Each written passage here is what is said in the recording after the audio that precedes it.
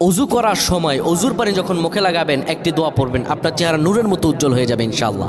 আপনার চেহারা নূরের মতো উজ্জ্বল হয়ে যাবে, চেহারা থেকে ব্রণ, মেস্তা, কালো দাগ সহ যাবতীয় সমস্যাগুলো আল্লাহ তাআলা দূর করে দিবেন এবং আপনার রিজিকে বরকত হবে ইনশাআল্লাহ। আপনার দোয়াগুলো কবুল হয়ে যাবে। অনেকের চেহারা সুন্দর কিন্তু তাকাতে ইচ্ছে করে না, মনে হয় চেহারায় নুন নাই, কিন্তু অনেকের চেহারাই কালো কিন্তু দেখতেও ভালো লাগে। যেমন এই যে বেলাল হাবশি, চেহারা দিকে তাকালেই শান্তির সুবাতাস বয়ে আসতো। সাহাবীরা যার চেহারা দেখে অনেক প্রশংসিত করিয়েছিল এবং যার কলব স্বচ্ছ ছিল। প্রিয় ভাইরা আমার, অজু যখন আপনি করবেন, অজুর পানিতে যখন আপনার চেহারা ভিজাবেন, তখন অজুর পানিতে আপনি এই দোয়াটা 3 বার পরে, দুরূদ শরীফ 3 বার পরে ফু দিবেন।